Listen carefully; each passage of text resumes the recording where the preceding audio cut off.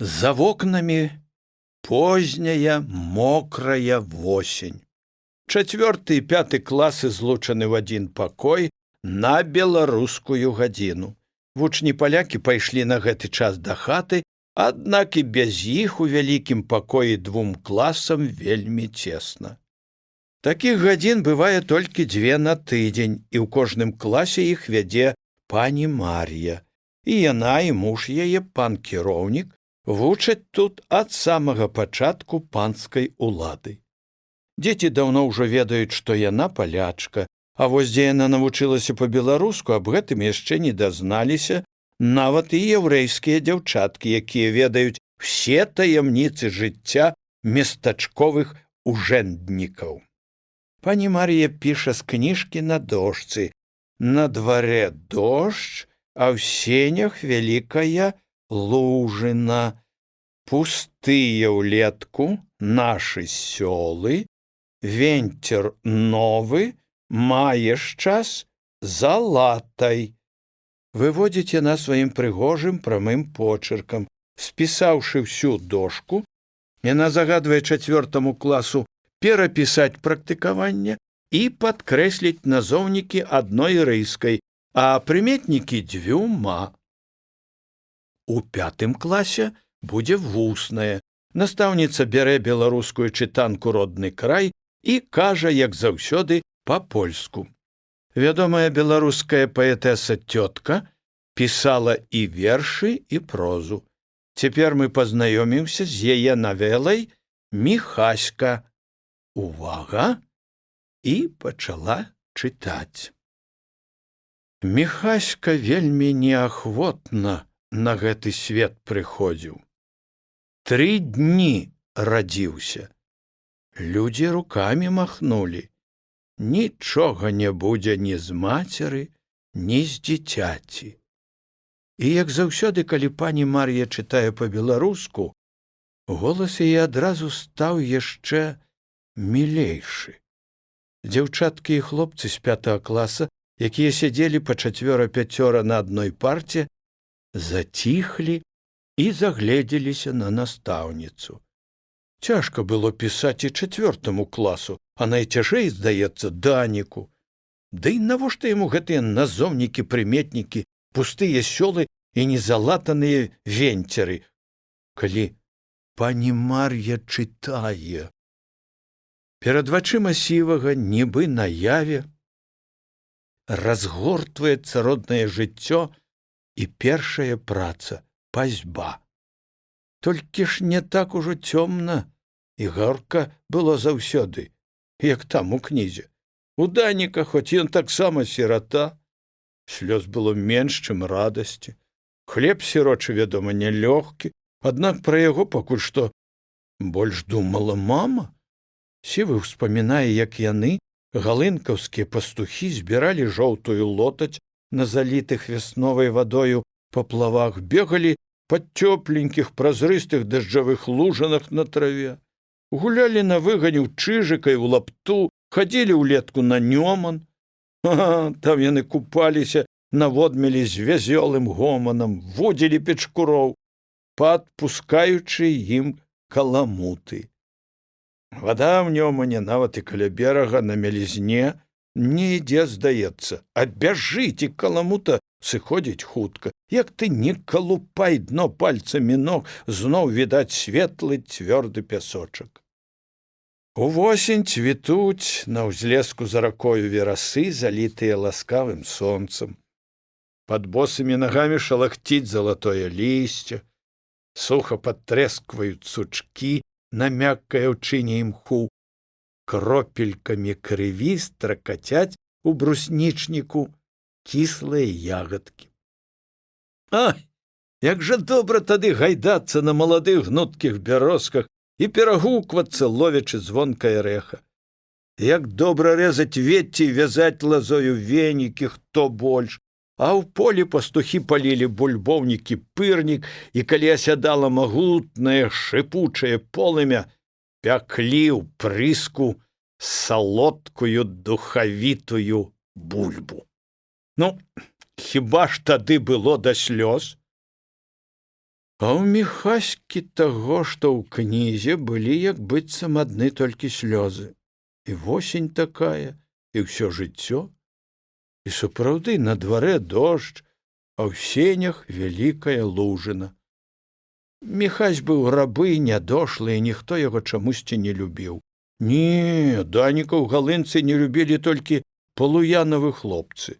І здзекаваліся яны з яго нядоўга, пакуль ён не ўвабраўся ў сілачку, як той хлапчына, пра якога Даніку чытаў калісьці сябар яго, Мікола Кужалевіч. Зачапі толькі сівага. Ён дасць і справай, а калі мала, дык ён і з манькі дадасць. А той Міхась вечна збоку сядзеў на водшыбе, і хлопцы, хто зараза, а? Часта крыўдзілі яго. Пані Мар'я чытае пра восень і дождж. Нехта падстрэліў недзе Жорава, і абяссілены ён асядаў на лузе. Пастухі пачалі яго з крыкам лавіць, а ён не давацца. Падумаў на Міхаську, што гэта купіна, і стукнуўся ў яго грудзьмі.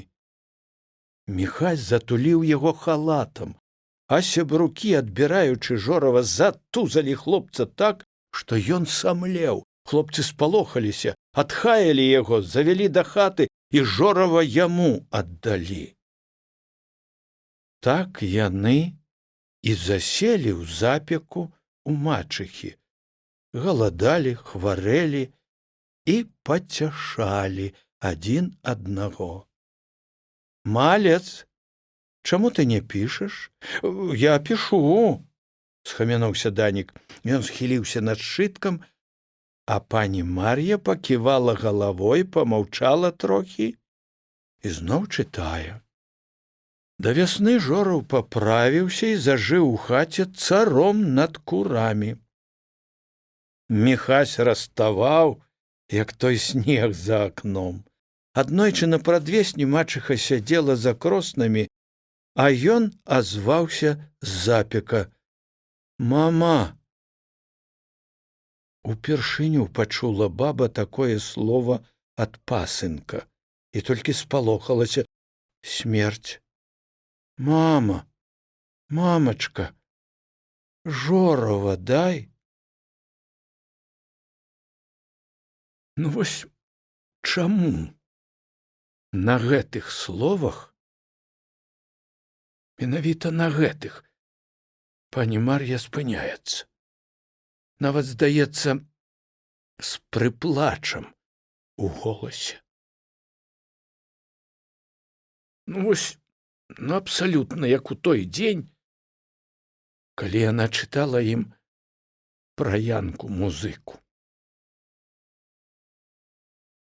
А чаму і ў сівага таксама слёзы закружыліся ў вачах? Жораў ішоў за труной Міхася, а потым, калі засыпалі магілу, узняўся і паляцеў.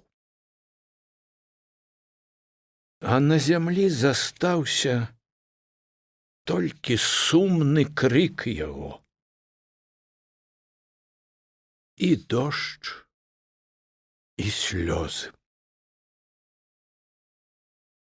Ну, а цяпер пакажы мне, малец, што ты там напісаў. Данік страпянуўся і, зачырванеўшыся, паднёс настаўніцы разгорнуты сшытак. Вядома ж, і палавіны нават не зроблена, сказала пані Мар'я. Ну, хлопча, няма з табой ніякай рады. Застанешся ты сёння пасля заняткаў. На каленях трохі пастаіш, бо трэба пісаць, а не думаць і вечна глядзець. І вось 4 клас пайшоў да хаты, а Данік стаіць на каленях. За сцяной у другім пакоі пані Мар'я вядзе ў 5 класе арыфметыку, замяняючы настаўніка Дулембу. Вучні нешта, мусіць, рашаюць, і голасу кіраўнічыхі не чуваць. Можа, сядзіць над класным журналам, і ўжо не плача, відаць, ні над Янкам-музыкам, ні над Міхаськам. Сівы сядзіць на пятках, калупае мох у пазе сасновай сцяны і злосна да слёз злосна думае пра настаўніцу. Яшчэ толькі учора яна здавалася яму не такой, як усе іншыя настаўнікі, не такой, як быў пан Цаба. «Мілая пані Мар'я», — крывіць сам сябе Данік.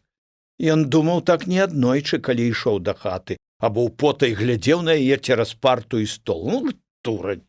Ён думаў нават, чаму яна такая добрая, разумная, прыгожая, чаму яна не мама яго.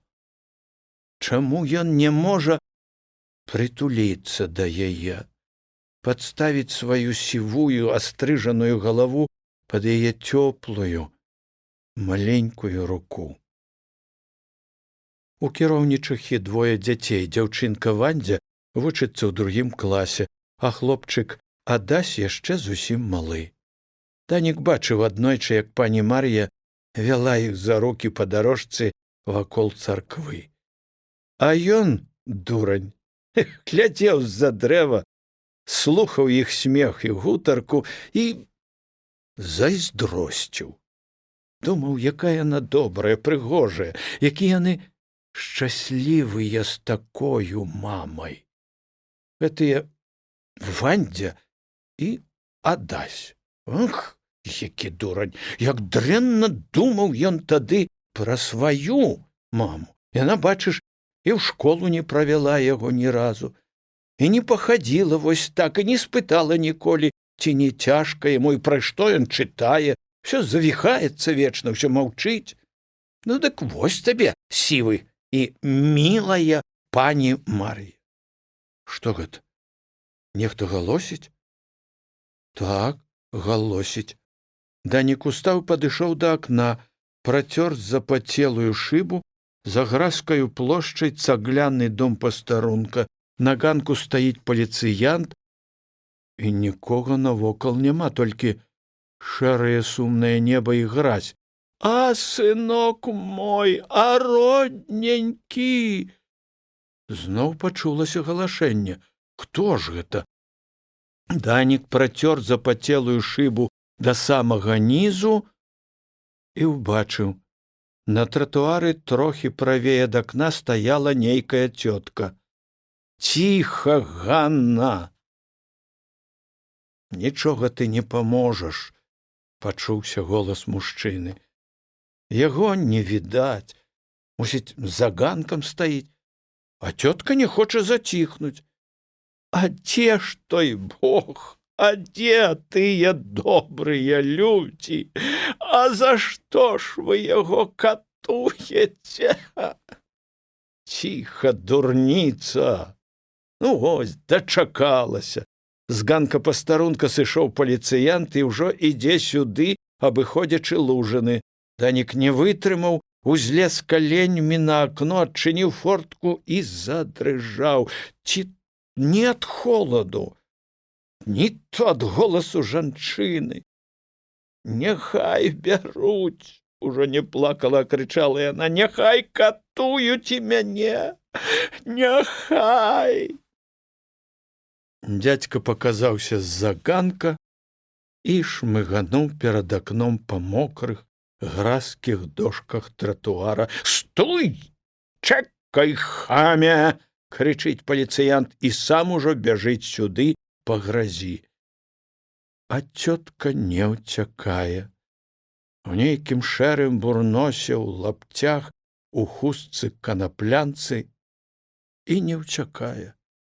Данік прыўстаў і ўсадзіў у фортачку твар. Ідзі, ідзі, гаворыць цётка, ідзі, напіся круки маёй крыві.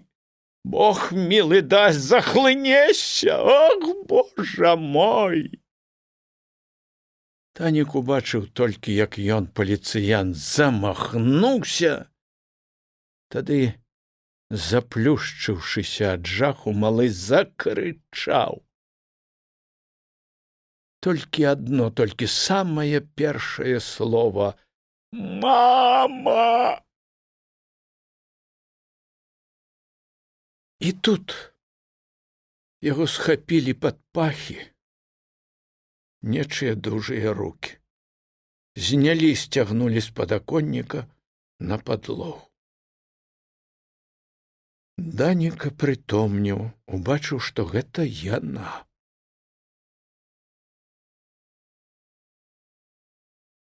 «Кіроўнічыха!»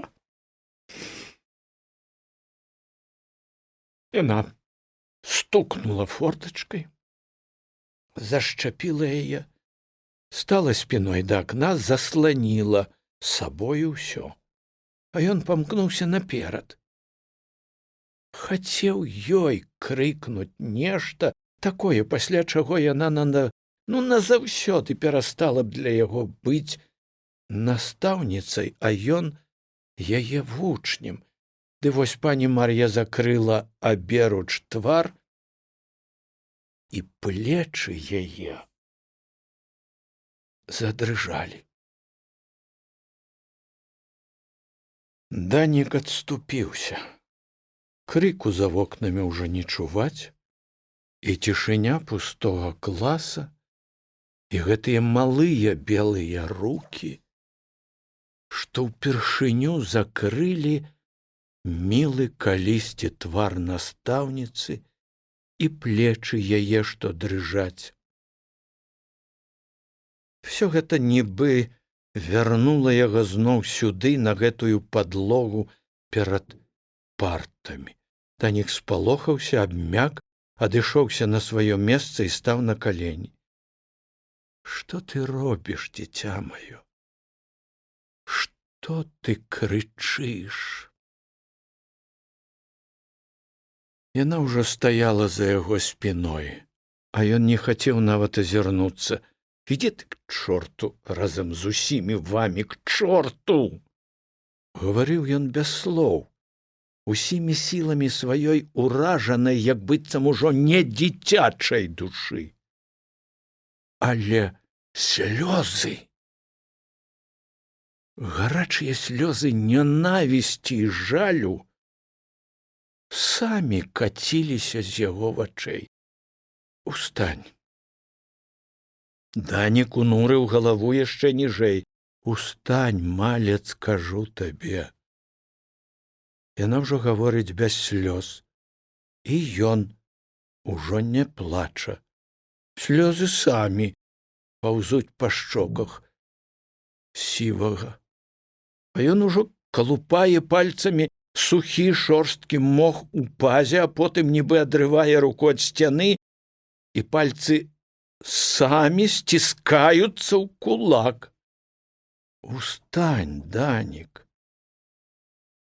Яна назвала яго так упершыню. «Ну, я прашу цябе, устань!» Данік устаў. Ён не глядзіць на яе, бо ўжо не можа узняць вачэй. І вось да твару яго дакранаецца цёплая далонь. Пальцы спаўзаюць па шчацэ да падбародка і хочуць знізу прыўзняць хлопцаў твар. «Не трэба, Данік, злаваць на мяне!» Да ён не хоча слухаць, не хоча і гэтай рукі. Матнуўшы галавой, ён вызваляе свой падбародак з яе цёплых пальцаў. «Ну што ж, ідзі да хаты, толькі ціха. Дай я цябе правяду цераз гэты пакой». 5 клас, чуваць Даніку, ўжо шуміць за сцяною. Ісці тудою сапраўды не варта. Данік бярэ з парты торбу і шапку, ідзе следам за кіроўнічыхай. Цераз настаўніцкі пакой яна выпускае яго на ганак. Хлопец не кажа нават таго довідзення, якое павінен сказаць, не можа вымавіць. Ды і не хоча. Неяк увечары дома, калі маці наліла яму паабедаць з дарогі, Данік, нават не сеўшы за стол, сказаў: «Дай мне одну залатоўку». «Вось як?» – здзівілася мама, «навошта?» «Трэба». «Казалі хіба, каб прынёс?» «Каб не трэба было, не прасіў бы». «Садзіся вось ды еш». «Еш. Ты вось давай, а то еш. Будзеш заўтра ісці, дык дам. Дай цяпер, мне вельмі трэба». «Ну ж і слата ты, Даніла. Канца, ты думаеш, не будзе гэтым дзядзькавым залатоўкам? Пойдзеш вясной у поле, ды выграбеш, знойдзеш яе, другую, за бараной». Зося гаварыла гэта, ужо корпаючыся ў сваёй старой пасажнай скрыні, дзе ляжаў яе шэры бурнос з бакавою, нядаўна прышытай кішэняй. «На, бяры. О, надзьмуўся, як індык. Садзіся, еш». Ён узяў залатоўку, схаваў яе ў сумцы, тады ўжо сеў за стол і падсунуў да сябе місу з крупнікам. Пакуль ён еў, маці доўга глядзела на яго, стоячы сярод хаты, і нарэшце сказала: «А натура, даль Бог жа, таткава». Назаўтра ў школе, як толькі адзвінеў на вялікую пераменку званок, і пані Мар'я выйшла з класа, Санька Сурновіч, якога ўжо называлі Матэйкам, ускочыў на парту і закрычаў: «Увага, увага! Сёння малет частуе! Рыхтуйцеся, хто галодны!» «Я галодны, а я галаднейшы! Давай, Данік, чым частуеш?» – закрычалі хлопцы. Данік сядзеў за партай і толькі ўсміхаўся. «Чым я цябе пачастую? Свежым снегам». Што ён выдумаў? І сівы штурхануў свайго сябра Саньку Сурновіча пад бок. «Маўчы! Эй, снеданне нясуць, нег жые!» З 5 класа адтуль быў выхад на двор, увайшлі дзяжурныя. Рыжы і кучаравы Абраша Цымес, сын каваля Ярухіма, і, надзьмуўшыся, нёс перад сабою бачок з гарачай кавай. За ім ішла, несучы накрыты сурвэткай кошык, Аня Нупрэвіч, па мянушцы Каза. Бойкая, крыклівая дзяўчынка з рубцом-разрэзам на верхняй губе. «Гоп!» – паставіў на стол бачок Абраша Цымес. «Чаго напалі?» – закрычала Каза. «Не ўсе адразу». У школе быў нядаўна заведзены такі парадак, што дзецям выдавалася бясплатнае падмацаванне. Кубак кавы і лустачка хлеба, заўсёды адно. Дзеці ўжэнднікаў і паліцэйскіх падыходзілі да гэтай справы з гонарам, бралі толькі каву і запівалі ёю свае дамашнія бутэрброды. Іх пераймалі ў гэтым сынкі і дачушкі багацейшых яўрэяў, і іншыя дзеці елі звычайна і сваё, і школьнае. Шмат было такіх, для каго гэты кубак кавы і лустачка хлеба былі адзіным падмацаваннем. З такіх часамі кпілі панскія купецкія дзеці. Пра гэтыя іх кепікі найбольш балюча і злосна думаў Данік Малец. Ён разумеў ужо і чуў ад старэйшых, што падмацаванне гэтае нікчэмныя крошкі ад тых шматлікіх падаткаў, якія паны здзіралі з працоўных, крошкі, кінутыя на адчэпныя. «Ну, Абраша, ты свой чалавек.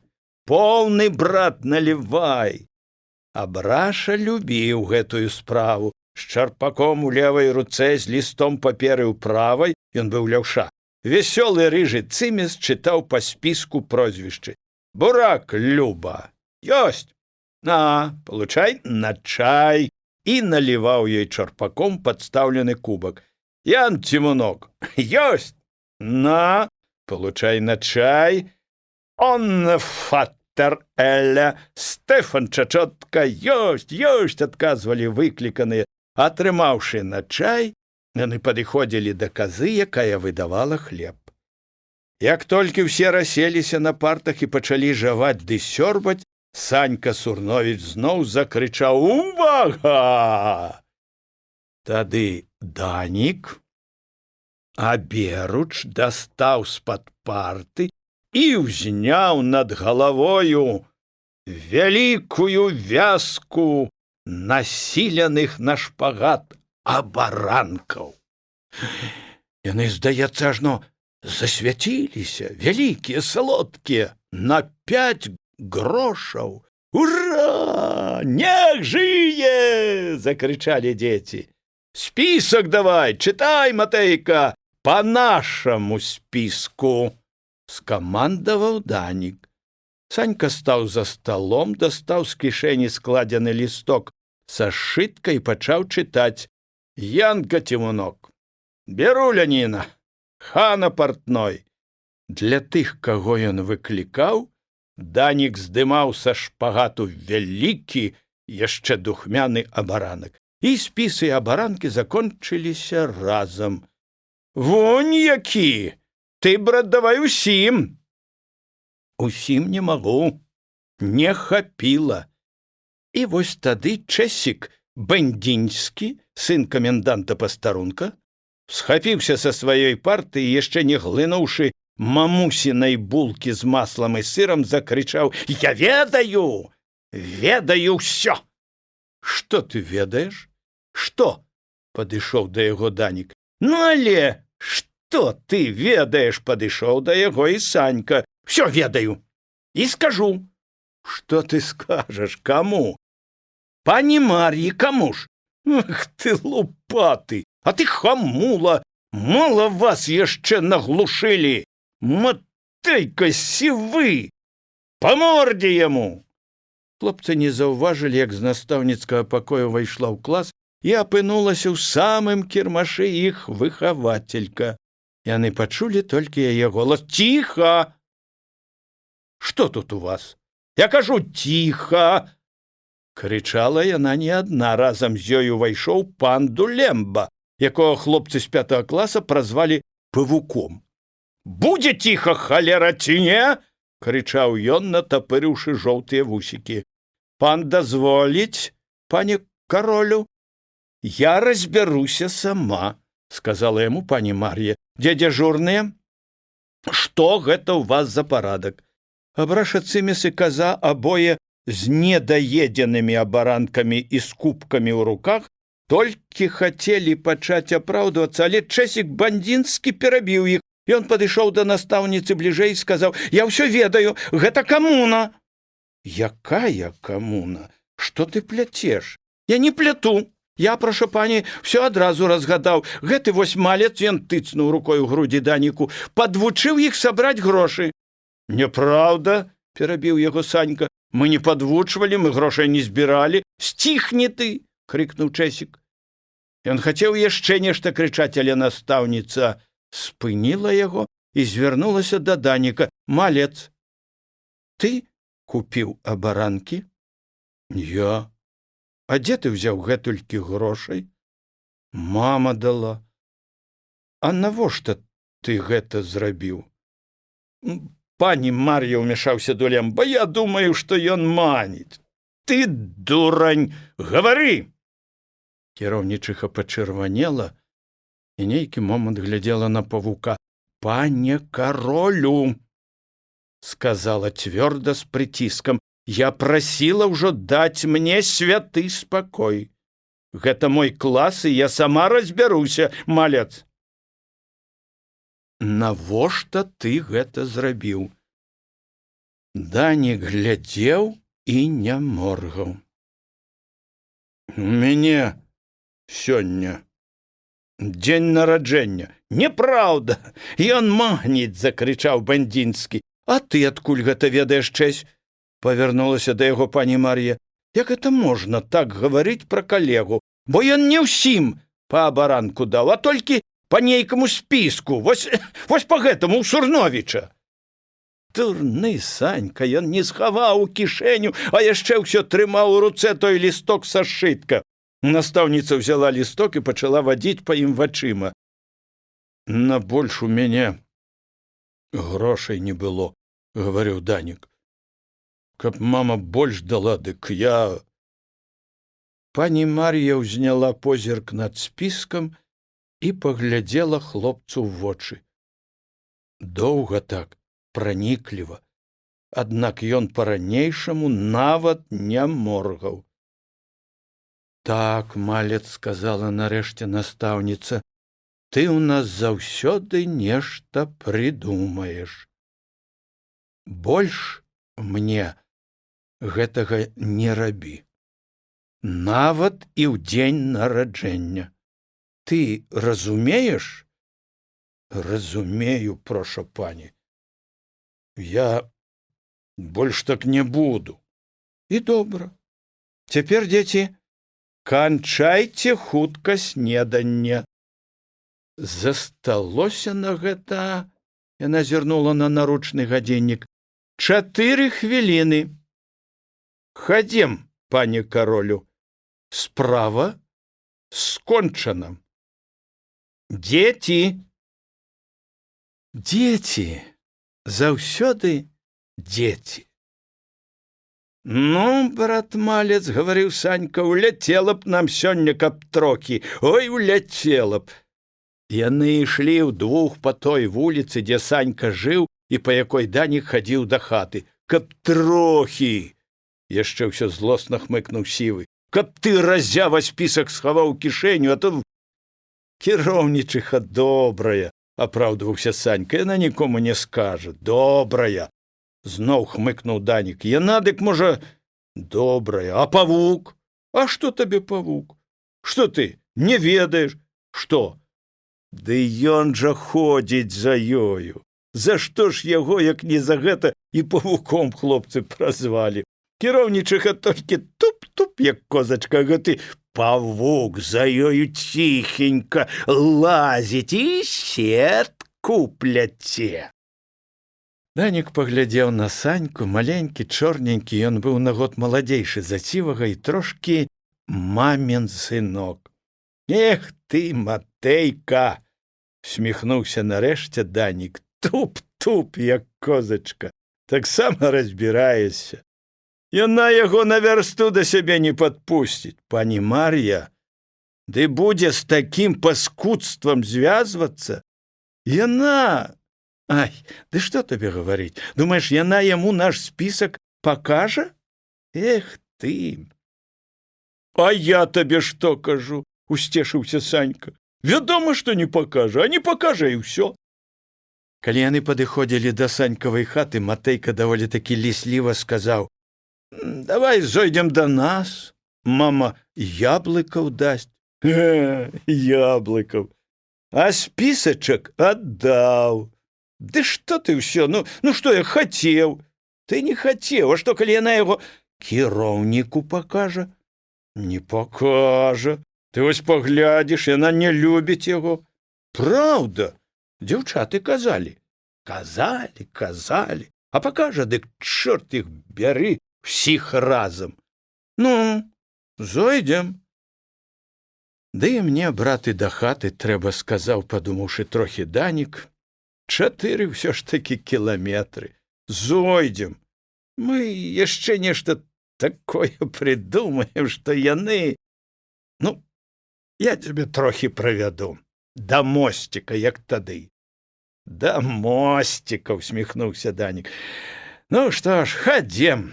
Яны пайшлі на Санькаў панадворак. У лютым, калі зіма пачынае прыхворваць адлігамі, якія з'ядаюць снег, калі пеўні пяюць на ўсё горла, думаючы, што вось ужо і вясна, кіроўнічыха цяжка захварэла.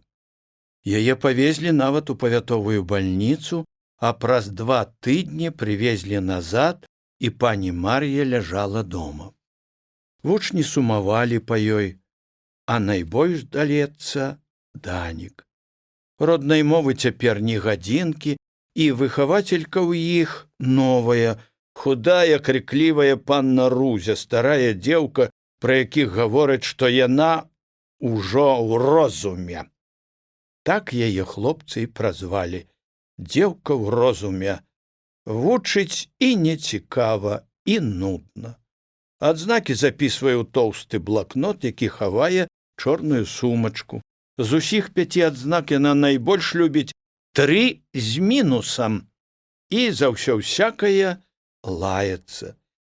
Ад яе Данік упершыню пачуў 4 новыя польскія словы: матолак, дрань і божы конь. Панна Рузя часцей за ўсё стаіць каля белай кафлянай грубкі, залажыўшы назад сухія бяскроўныя рукі з пярсцёнкамі, грэецца. Аднойчы на рысаванні яна стаяла так, а потым пачала: «І не брыдка вам, драні? Ваша ранейшая настаўніца колькі ўжо часу хварэе, а вы? Хоць бы разочак схадзілі адведаць.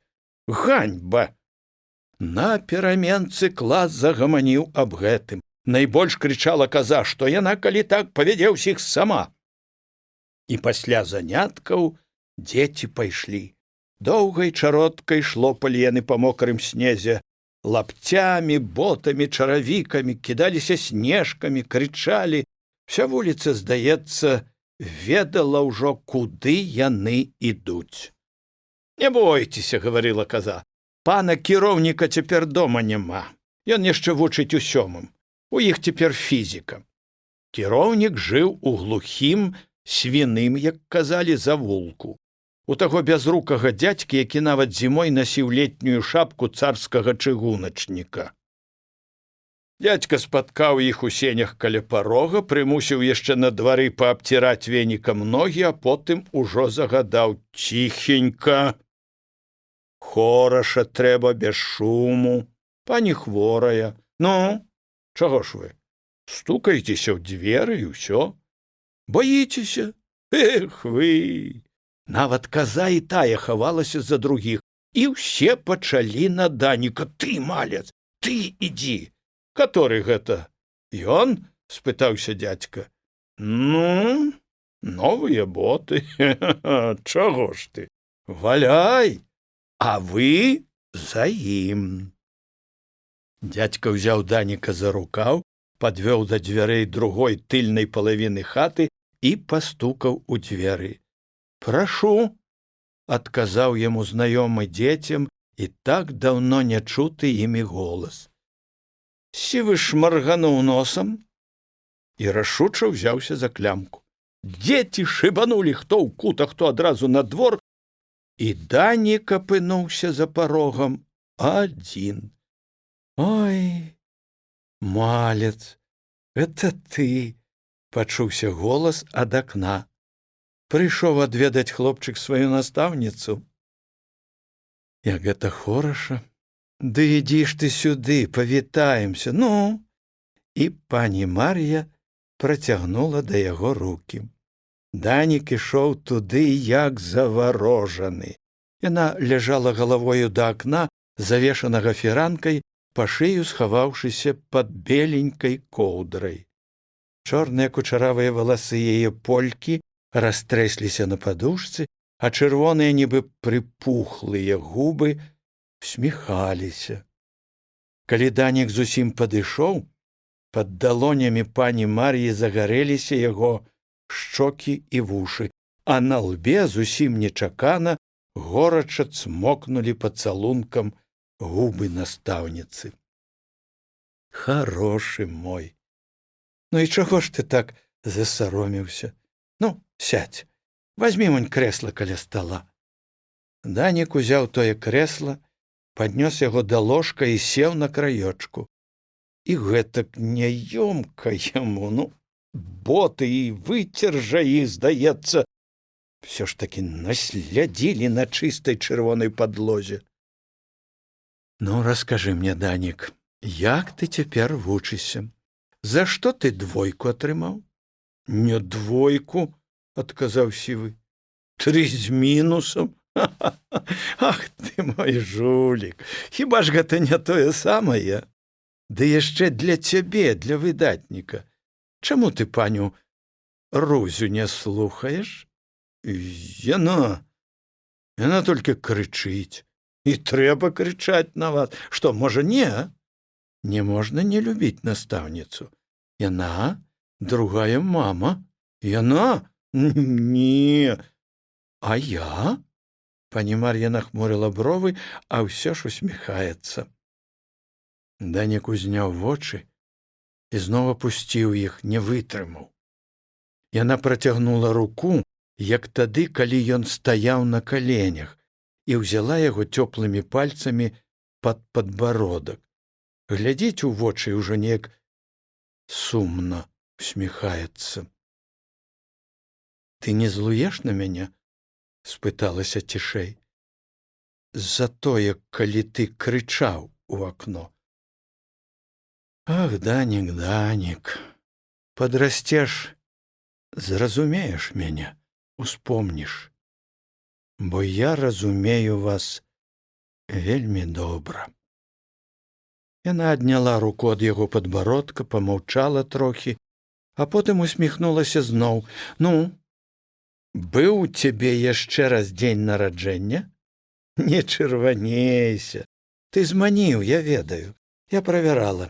Ты нарадзіўся ў ліпені, а не ў лістападзе. І спісак ваш я не паказала нікому. Хіба, можа, хто-небудзь? Данік успомніў павука Дулембу і Чэсіка. Это, мусіць, яна пра іх намякае. Я разумею тебя. Ты любіш толькі бедных. І я, Данік, не з багатай сям'і.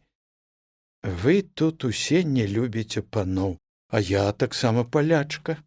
І гэта, хлопчык, не адно і тое ж. І ў нас, у Польшчы, всякія людзі ёсць. Ты зразумееш мяне, калі падрасцеш. Пані Мар'я памаўчала зноў. Зірні, вунь там, паказала яна на этажэрку, тую вунь кніжку вазьмі і падай мне. Таўсцейшая ў чырвоным пераплёце. Ну, вось, а цяпер вазьмі вунь там на століку ручку і памачы яе ў чарніліцу. Дай, калі ласка, мне. Ён нёс яе гэтую ручку асцярожненька, бо здавалася, што чарнільная кропля сарвецца з пяра і капне, нават і носам баяўся шмаргануць, хоць і трэба было. Ну, аддаў. Дзякую, Данік. Пані Мар'я левай рукой трымала перад сабой разгорнутую кнігу, а ў правай ручку. Адгадай, сказала зноў нахмурыўшы бровы, адкуль я ведаю па-беларуску? Не адгадаеш, усміхнулася задаволена. Я вучылася ў рускай гімназіі, яшчэ перад вайной, калі мой бацька працаваў у Расіі настаўнікам. А па-вашаму, я навучылася тут. Увечары вучылася сама, а ўдзень вучыла вас. Сяму таму гэта не падабаецца. Ды нічога. А напішу я тут, вядома, па-свойму. Ты мне падай прамакатку са століка. Пакуль ён браў прамакатку, а потым стаяў з ёю каля ложка, пані Мар'я напісала нешта ў разгорнутай кнізе, пасля прамакнула напісана і закрыла кнігу. Ён яшчэ ўсё не ведаў, што гэта і да чаго. Вазьмі, Данік, гэта табе. Чытаць будзеш дома, і лепш не паказвай нікому. Добра? Сівы многа чытаў, і ён ужо ведаў, што тут трэба было б зрабіць. Не таму, што ведаў, а проста вельмі хацелася схіліцца над яе рукой, хоць дакрануцца да гэтай белай маленькай рукі губамі. Да ён жа не рабіў так ніколі, нават маме сваёй. Як жа ты тут асмеліся цяпер? Дзенькуе, шапнуў ён, апусціўшы вочы. Добра, хлопчык, чытай, вучыся, ты, Данік, пойдзеш далёка. Мамуся, пачуўся звонкі дзіцячы голас, а я іду зноў. З дзвярэй у кутку пакоя, якія вялі, відаць, у кухню, убег малы хлопчык з доўгімі, як у дзяўчынкі, светлымі валасамі. Ну, Адась, павітайся, з усмешкай сказала яму пані Мар'я. Малы паглядзеў на Даніка, усміхнуўся і хвацка працягнуў руку. Чэсць, сказаў ён, я называюся Адась. А я Данік. Данік? Мамуся, так называются? Называются, сынок. Ну, ты иди до бабули, ты нам перашкаджаешь. Будь ветлівы. Добра? Добра? Я толькі мамусю пацалую. Вот так. Цяпер одно вочка, а цяпер другое. Вот так. І побягу. Бо як татусь зловіць мяне тут, будзе крычаць, што я цябе непакою. Калі Адась пабег на кухню, пані Мар'я помаўчала, а потым, гледзячы на Даніка, усміхнулася. Хорошы хлопчык мой сын? Спыталася яна. Данік кіўнуў галавой, і пані Мар'я усміхнулася зноў. А Вандзю маю ведаеш? Яна таксама хорошая. Я хачу, каб яны былі разумныя, добрыя, высакародныя людзі. Бо дрэнных, Данік, і так зашмат. Яна помаўчала зноў. Ну што ж, спыталася, ты вось, відаць, любіш мяне, вашу кіроўнічыху, не чырваней. Я ведаю, што вы мяне так называеце. Ты вось прыйшоў, і я вельмі рада. Ну, а чаму не прыйшлі ўсе? Чаму ты ўсіх не прывёў? Яны ў сенях і на дварэ? На дварэ? Ах, жулік, і маўчыш. Пакліч іх. Данік адчыніў дзверы, выйшаў у сень, паклікаў.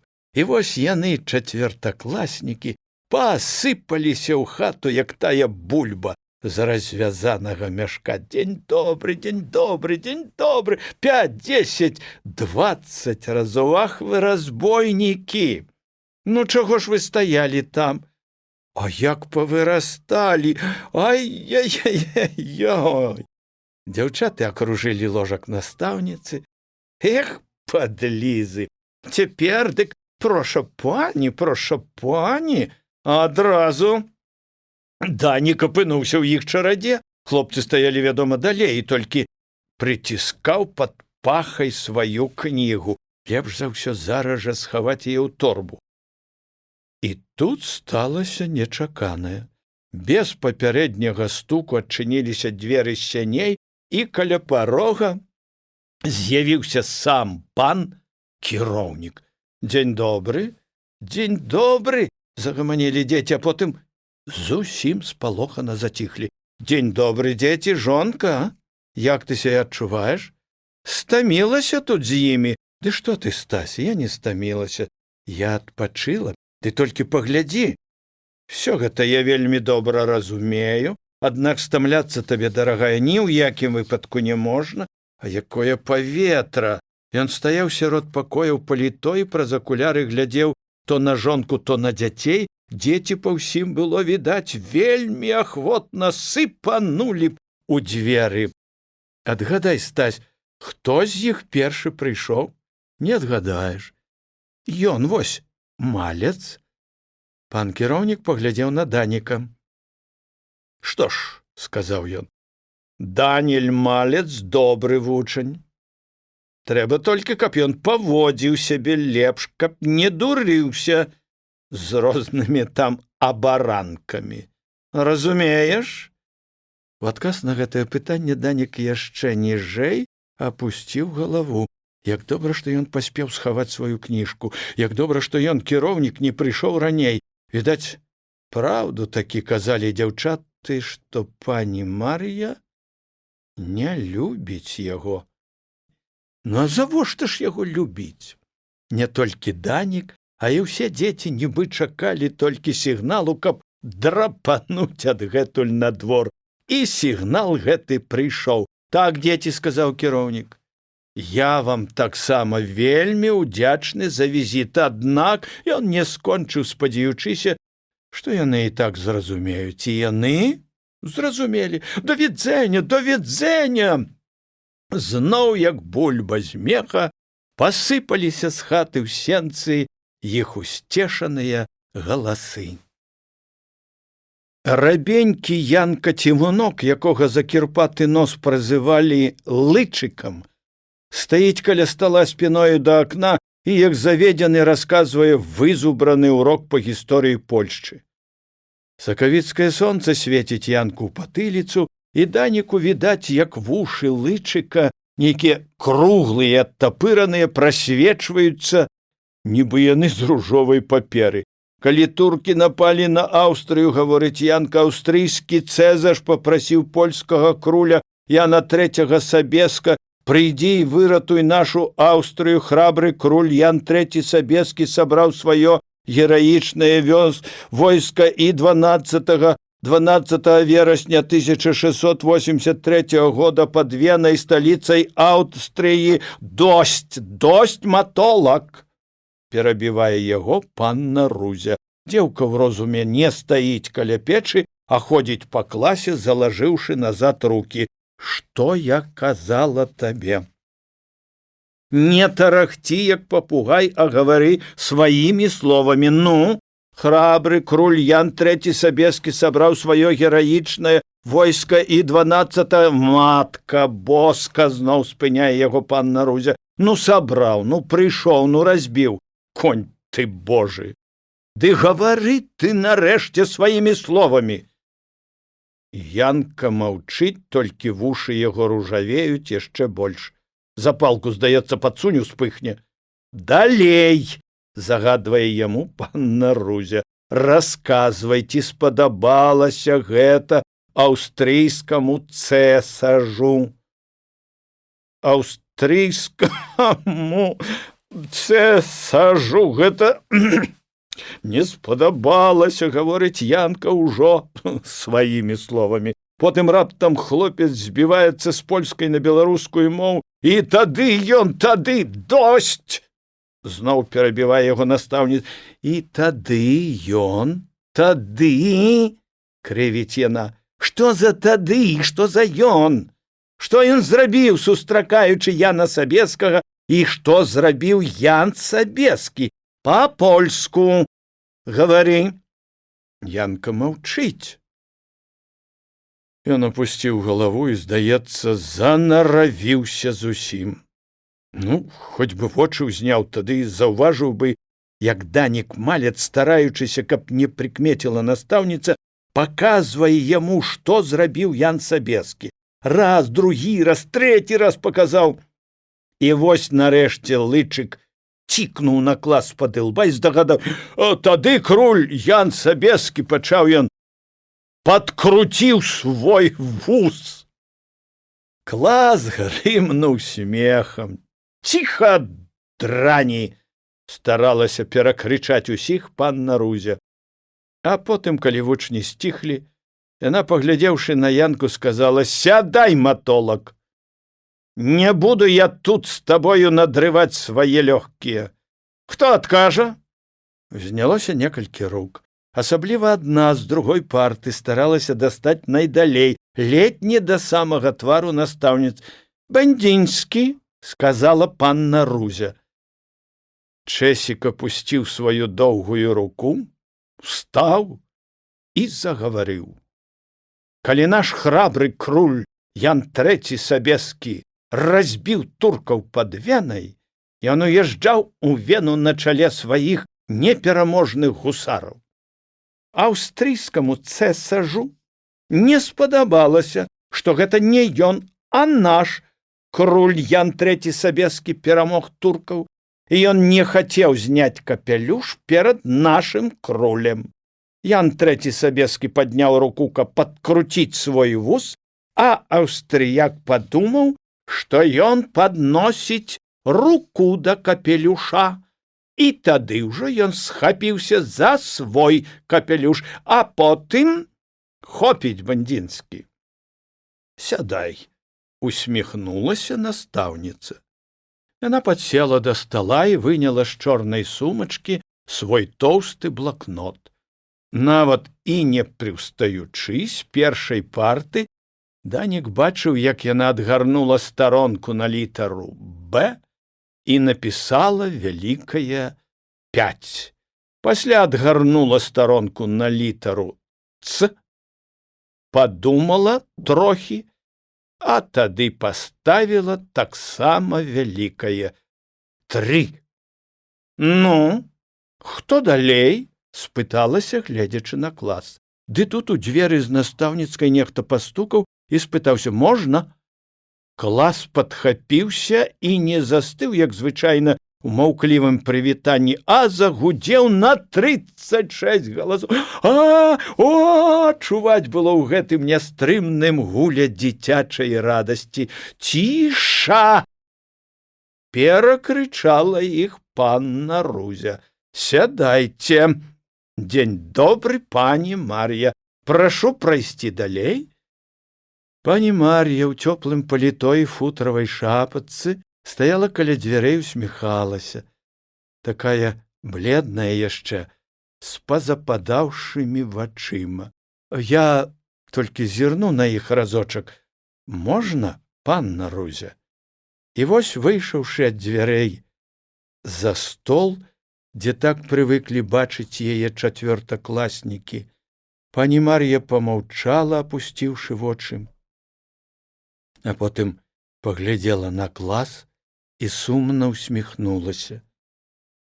«Дзеці», – сказала яна, і голас яе задрыжаў. «Мілыя дзеці, я вельмі рада, што вы яшчэ ўсё памятаеце мяне. Я так хацела падказаць вам сэрцам за сэрцам. Ужо цяпер адразу, але… Ну што ж, мне не ўдасца прыйсці ў школу, відаць, да самай вясны». Клас ахнуў зноў, і зноў панна Рузя перакрычала яго, супакоіла.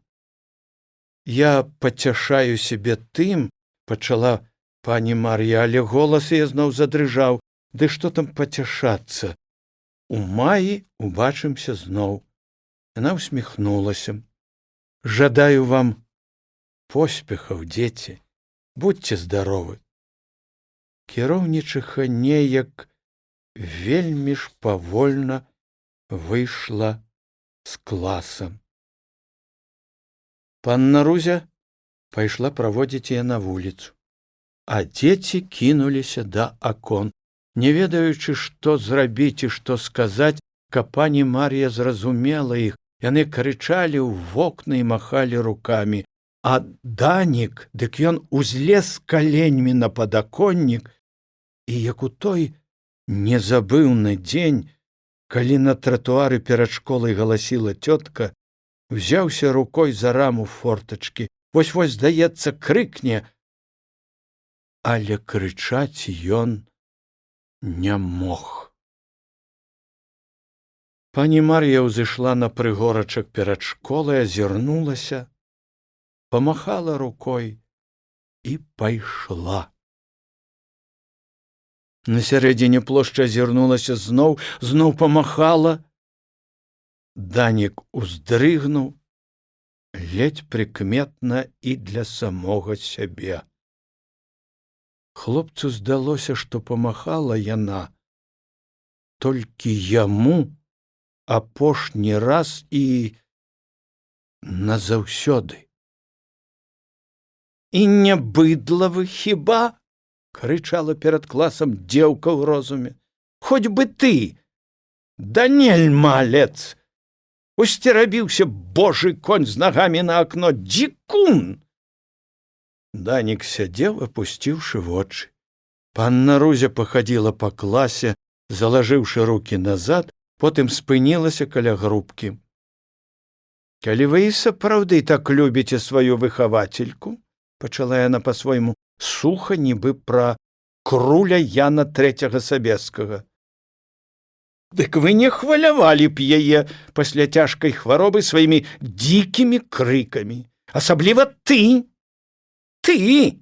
Паказала яна худой з пярсцёнкамі на 2 пальцах рукою. «Устань, матолак! Гаворыць настаўніца!» Данік устаў, але вачэй ён ні за што не ўздыме. «Ідзі ты к чорту!» — падумаў ён. «Сама ты дзікунка!» І раптам вочы сівага пацяплелі ад слёз.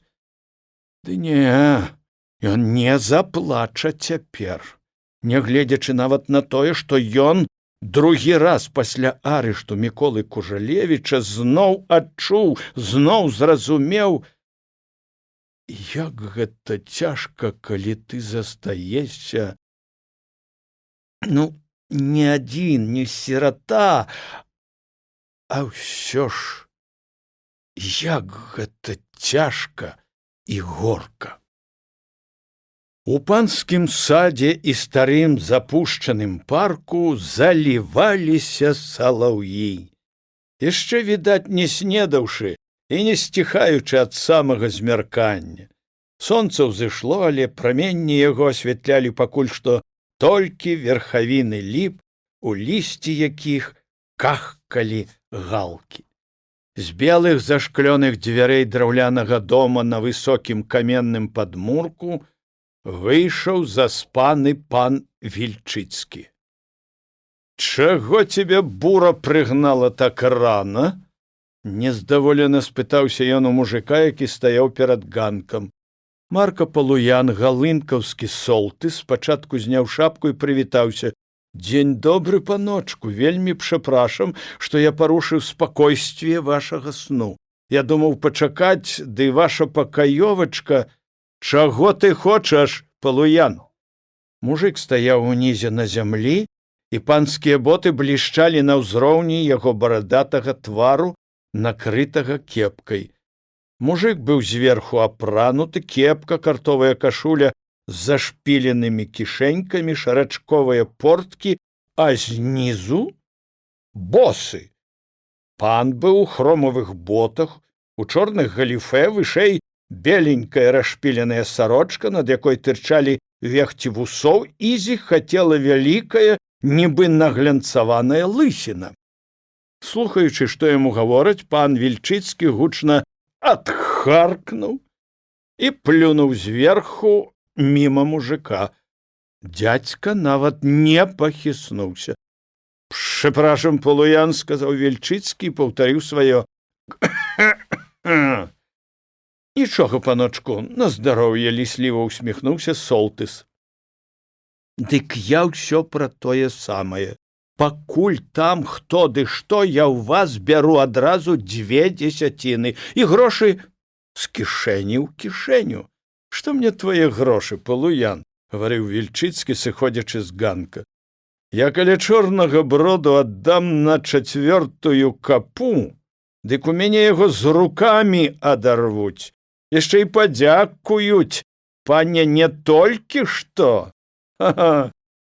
Гутарка ішла пра панскі луг, частку якога Вільчыцкі штогод прадаваў на скос або аддаваў яго навакольным сялянам на часць. 3 капы пану, 4-я мужику.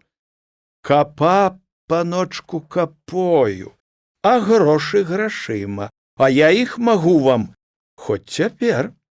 Яны ішлі па дарожцы ў той бок, дзе за дрэвамі, за салаўіным перасвістам чуліся людская гамонка і галасы жывёлы. Пан, залажыўшы рукі назад, ад чаго яшчэ больш выпучваўся жывот, крочыў спераду, мужик за ім.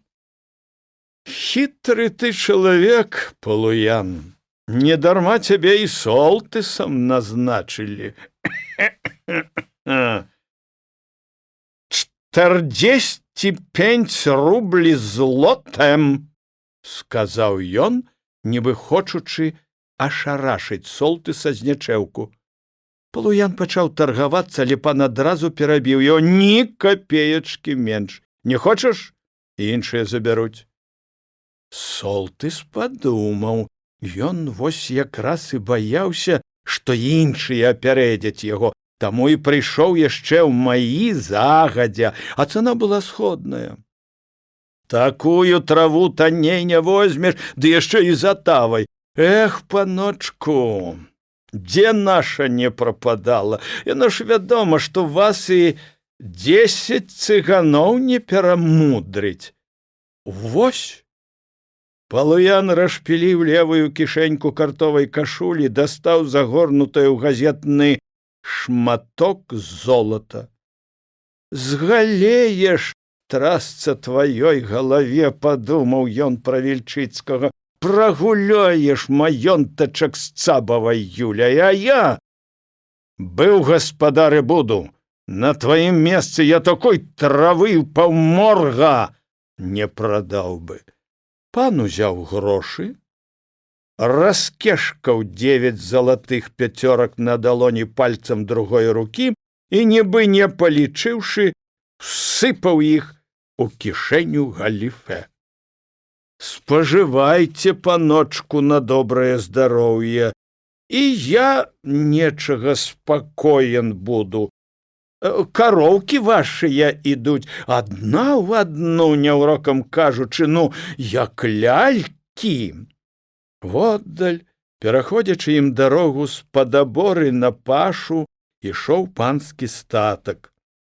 Каровы былі звычайныя і непародзістыя, як у лепшых маёнтках, і частку з іх Палуян ведаў, вясной трэба было падымаць за хвасты. Аднак Солтыс быў рад, што купля ўдалася, і ён падлешчваў, ведаючы панскую натуру. А толькі ж пастуха вы, паночку, ўзялі.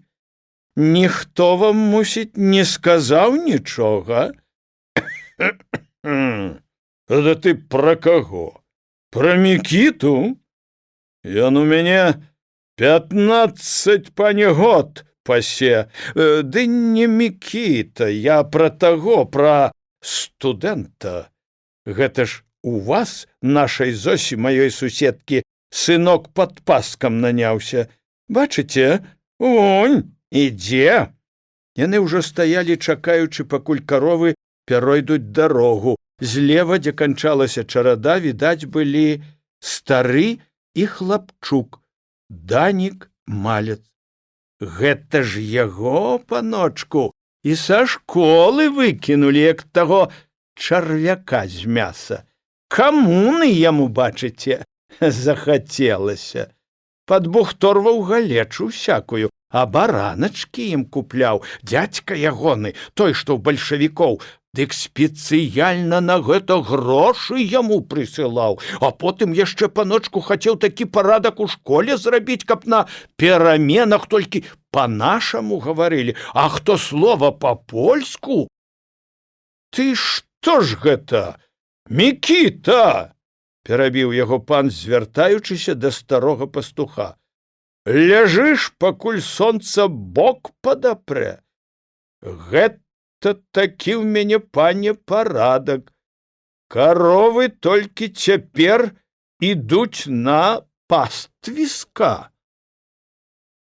Стары Мікіта зняў сваю кепку, такую пакамечаную з дзіркамі, нібы яе ўжо добра пажавала карова, і прывітаўся. Дзень добры, пане дзедзіц.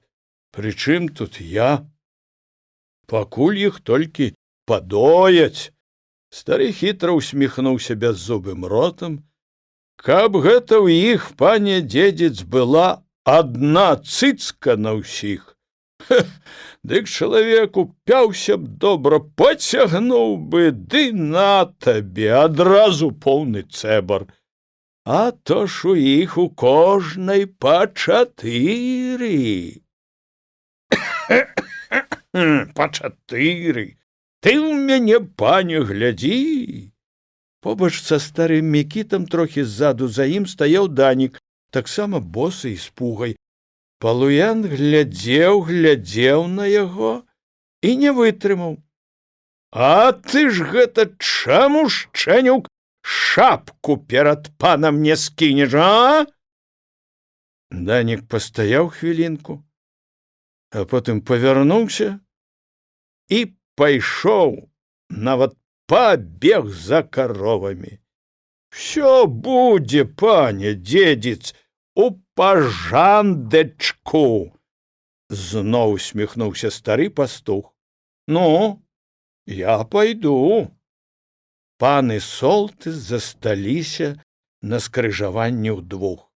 А што, паночку, бачылі?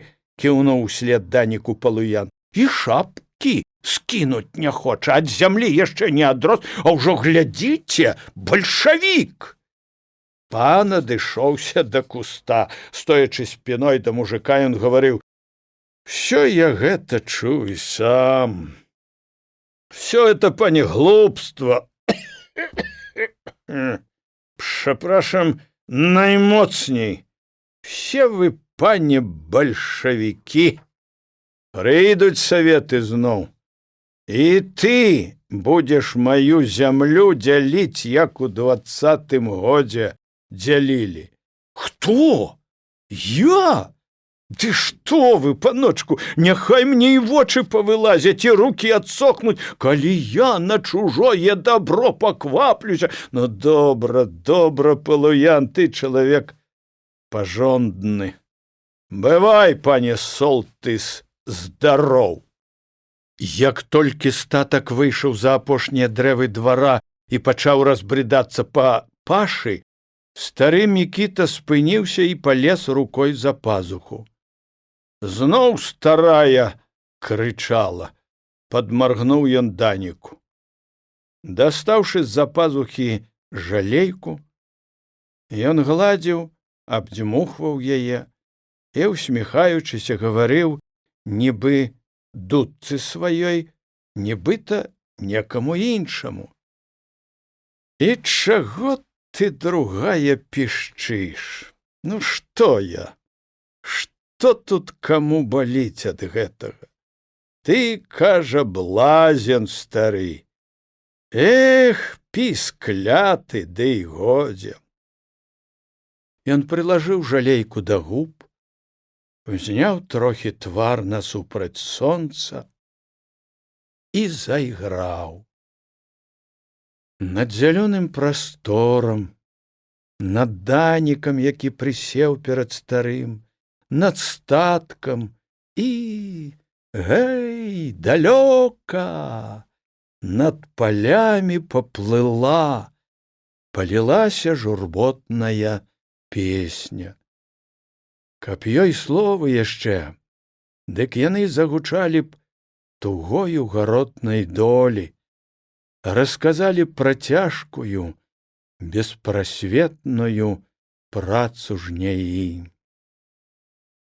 Баліць моя сярэдзінка, ой, перабіла яе бярэзінка. Пачуўшы гэты сум, недзе за дрэвамі двара стрыгануць вушамі коні панскім плузе, стоячы ў баразне, і з недакуркам на ніжняй губе уздыме галаву заслухаецца малады батрак. А там, на полі мужыцкім, стане на сцежцы і загледзецца з рукой настаўленай ад сонца дзяўчына, ранняя работніца, што ідзе палоць свой ранні ленок. Песня жалейкі ўваходзіць як нешта жывое і роднае, песні нябачных жаўранкаў, у позні салаўіны перасвіст, тут недалечка ў садзе. І толькі бабуля Матруна, старая батрачка, пачуўшы з парога голас свайго чалавека, пакруціць галавой і без зуба зашамкае. А што? Жноў не вытрымаў, пішчыць. Ха! І колькі ты яму не гавары, унукаў поўны барак, а ён шабе стары блажан. Пішчыць, пішчыць. Каровы скубуць акрашаную буйной расою траву, старанна, спакойна скубуць, нават хвастамі не махаюць і не паводзяць вушамі і не варушыцца. Глядзіць не змаргне падпасак.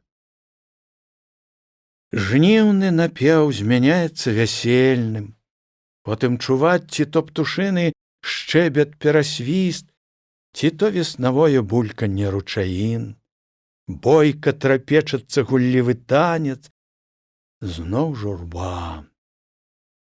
Эх, і чаго ж ён толькі не ўмее, дзядуля Мікіта, ну чаго толькі не можа сказаць яго старая жалейка. Вось і ўсё. Жалейка змоўкла. Дзед апусціў свае худыя спрацаваныя рукі і паўтарыў: вось і ўсё, Даніла. І дзякуй Богу. А тая кажа: пішчыць. Ай, баба яна, ўнучак, баба ці жонка, ці маці, ці ўнучка, ах! Давай прамочым і мы свае порткі святою расіцай. Сядай, Мікіта, загадаў ён сам сабе і сеў каля падпаска. Унучка, дык яна, Даніла, не тое самае, сказаў ён, памаўчаўшы. Аленка наша вельмі яе жалейку паважае. Што ў ёй, кажа, пішчыць? Гэта, дзядуля, ты пішчыш? Ці яна? Ад жа ж, а?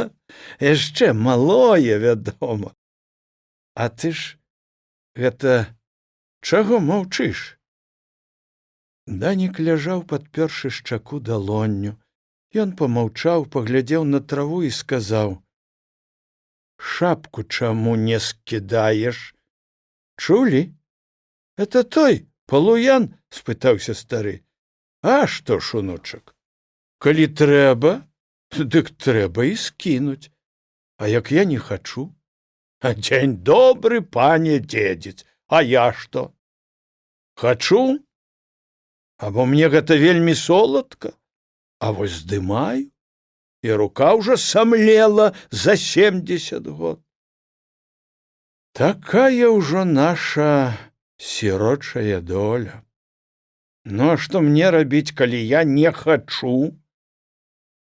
Дык і што ж табе, унучак, з таго? Вось не хацеў, дык і пагналі са школы. З пугі пачаў, пугай і завяршыў. Хіба ж яно табе даспадобы? Данік успомніў худы, скарэжаны злосцю твар панны Рузі і голас яе: прэч! Натыхмяст прэч за школы, дрань! І венцай не прыходзь! А ён всё ж таки прыйшоў назаўтра ў школу. Другі раз прэч не прыйшлося пачуць. Пан кіроўнік сказаў яму спакайней: малец, ты выключаны са школы. Ідзі дадому і падумай, што ты натварыў. А што ён натварыў? Проста ім крыўдна было, што разам з паняй Мар'яй зусім пайшла са школы і родная мова. Ну, урокі урокамі, а на пераменках яны пастанавілі, што калі хто акажацца хоць словам па-польску, 5 грошаў штрафу. Ды так і не зарабілі на гэтым ні гроша. Лупаты чэсік бандзінскі данёс. Пані Мар'я яшчэ ўсё хварэла, і за Даніка не было каму заступіцца. Ні Саньку, ні Цівунка, ні казу, нікога не выключылі са школы, бо ён, Данік, не выдаў нікога з тых, што змаўляліся. А кіроўнік усё дапытваўся: хто цябе навучыў? Няма таго, хто навучыў. Ужо 3-й год няма. Толькі і голасу ад Міколы, што напіша у пісьме з турмы да бацькоў: прывітанне сябру майму Данілу і маме яго, цётцы Зосі. Ніхто не навучыў. Сівы сам навучыўся. Ты не гаруй, Даніла, пачуў ён голас дзеда Мікіты. Дзядзька грошай прышле. Падрасцеш яшчэ трохі, купіш коня, можа, і поля шматок, будзеш гаспадаром. Дурная маці, што і гэтыя грошы пусціла на вецер. Зямелькі трэба было купіць хоць пядзю якую, бо на службе яно, ай! Я вось ужо гадоў, мось, 50 ці больш ляпаю пугай, а ўсё нічога не выляпаў. Ну як яе тую бяду дуду надзьмеш, калі з яе дух ва ўсе дзіркі ідзе, а? Больш дзядзька не прысылаў. Ну чаго ты маўчыш? Няма, адказаў падпасак. Ні грошай, ні пісьма не шле. На граніцы, відаць, ліха ім затрымалі. Чаго спрадвеку не было, граніца. І мая дачка Жэня старэйшая там засталася. Сам я толькі здурнеў, прыпёрся з бежанства сюды. Яна там, небось, панскіх кароў не пасе. Раней пісала, ды ўжо таксама доўга нічога няма. На заводзе працуе і сама, і мужик.